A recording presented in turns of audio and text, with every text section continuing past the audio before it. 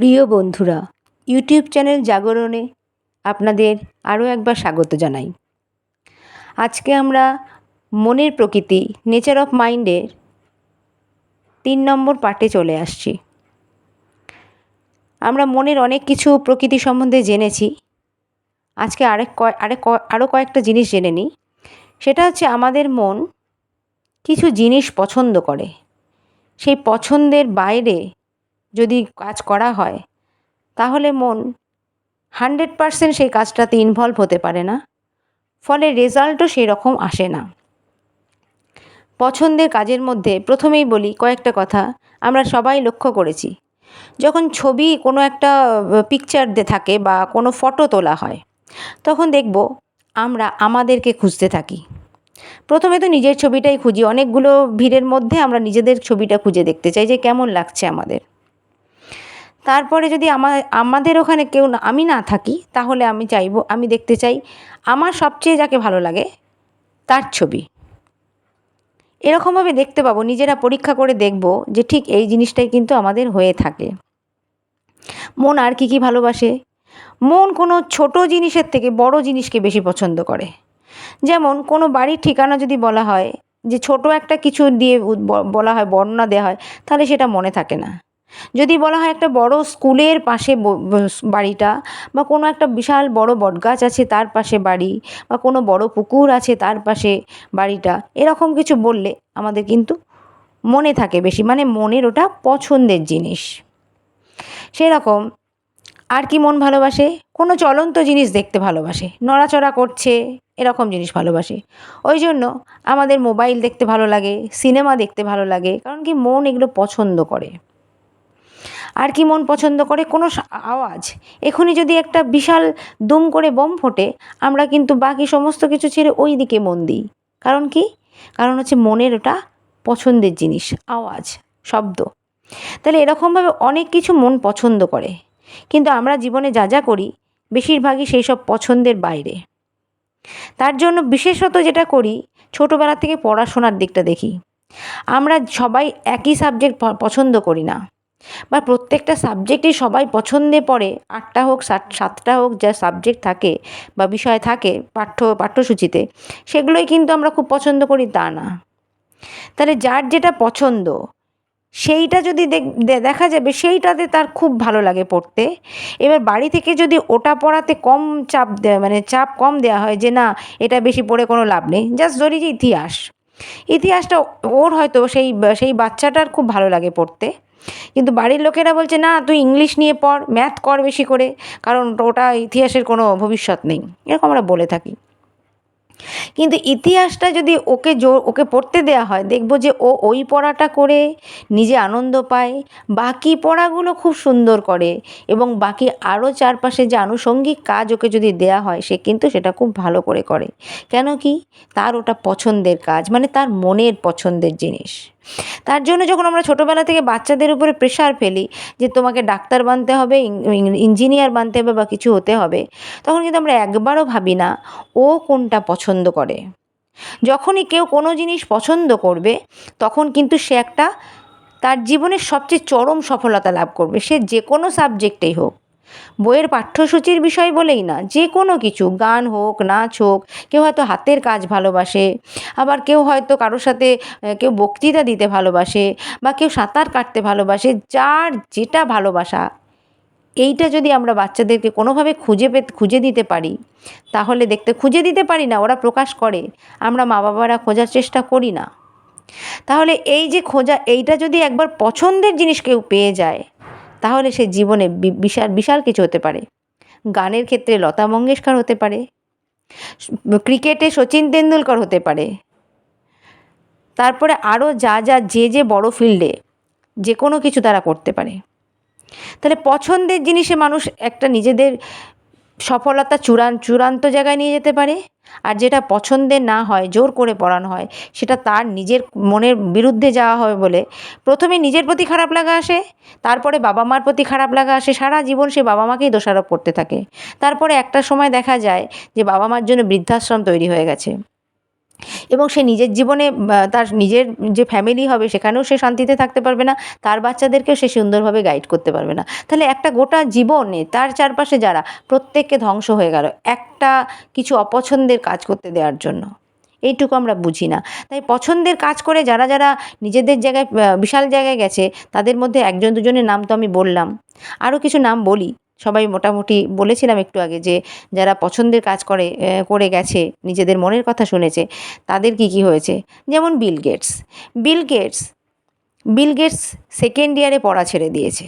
বাকি সবাই তাকে বলেছিল যে এত তাড়াতাড়ি পড়া ছেড়ে, এইরকম এত পড়াশোনায় ভালো, এখন পড়াটা ছেড়ে দেওয়াটা ঠিক হচ্ছে না। বাড়ি যেরকম আমরা বলি, পড়াশোনা যেটা জেনারেল লাইনে আমরা পড়ি, সেই একাডেমিক লাইন পড়াশোনা ছেড়ে দিয়ে কেউ কি সেই সময় অন্য কিছু করতে গেলে বাড়ির বাবা মারা মানবে না।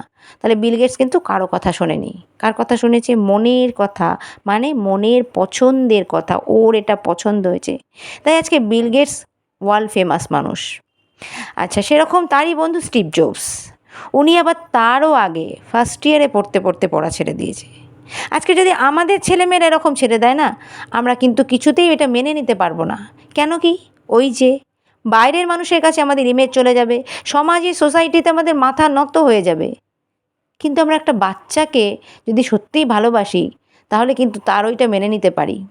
যেহেতু আমরা নিজেদের জীবনে নিজেদেরকে ভালোবাসতে পারিনি, নিজেদের পছন্দের কাজ করতে পারিনি, তাহলে আমাদের সেই ফিলিংস বা অনুভূতিও আসেনি, যার ফলে আমরা ওদের জীবনটাকেও ওদের মতন করে বাঁচতে দিতে পারছি না। আমরা কিছুতেই ভাবতে পারছি না লাদাখে একটা স্কুল আছে, যে স্কুলটার নাম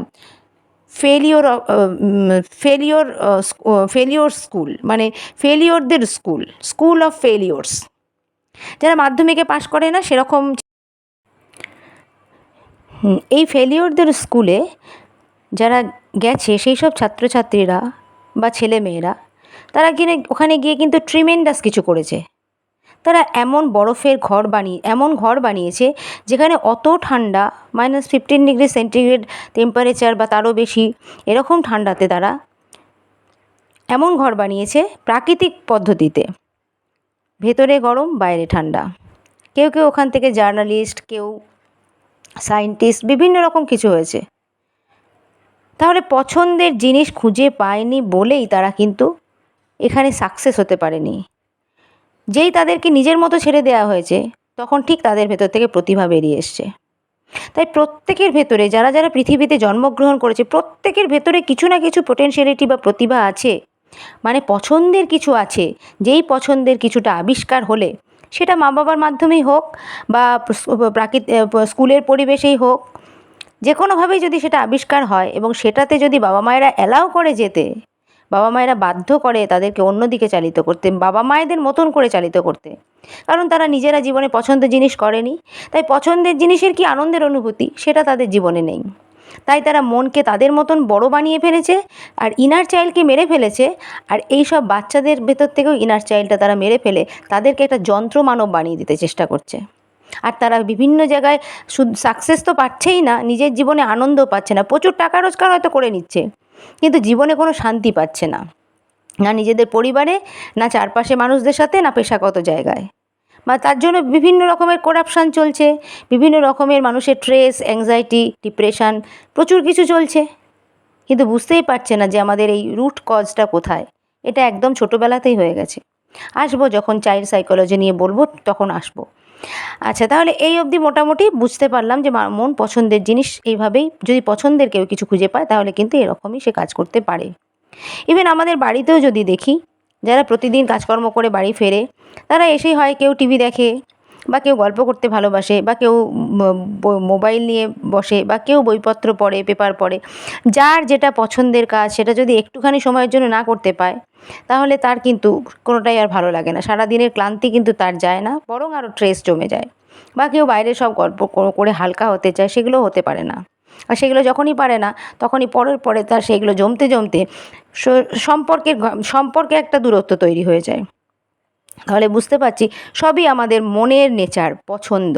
মন যেগুলো পছন্দ করে, সেটা যদি কেউ করতে পারে, তাহলে ওই যে আগের উদাহরণগুলো দিয়েছি। আবার আমরা দেখব যে আগেকার দিনে যখন আমাদের মায়েদের বা ঠাকুমা দিদিমাদের প্রচুর কাজকর্ম থাকতো, এখন তো শৌখিন কাজকর্ম। তখনকার দিনে ধান সেদ্ধ মুড়ি ভাজা থেকে শুরু করে আরও বাইরের অনেকগুলো ছেলে মেয়ে তাদেরকে মানুষ করা থেকে শুরু করে প্রচুর কাজ, সারাদিনে কোনো সময়ই নেই। তারপরেও কিন্তু তারা যখন ওই একটা হয়তো টিভিতে সারা দিনের পরে টিভিটায় একটা কোনো সিরিয়াল দেখতে বসে, তারা কিন্তু সব কাজ খুব আনন্দে করে, কখন সিরিয়ালটা দেখব। তাহলে কি মন যেখানে আনন্দে পায়, এতটুকু আনন্দের কাজ যদি সারাদিনে সে পায়, বাকি কাজগুলো তার কাজই মনে হয় না। আসবো পরবর্তী ক্ষেত্রে কর্ম নিয়ে আসবো। কর্ম আমরা কি করছি, কোনটা আমাদের জন্য স্ট্রেসের কারণ হচ্ছে আর কোনটা আমাদের জন্য রিল্যাক্সের কারণ হচ্ছে, সেটা আসবো।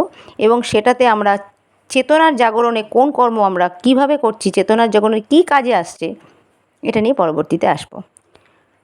ওকে, অসংখ্য ধন্যবাদ প্রত্যেকে মন দিয়ে শোনার জন্য, প্রত্যেকের জীবনে কাজে লাগানোর জন্য।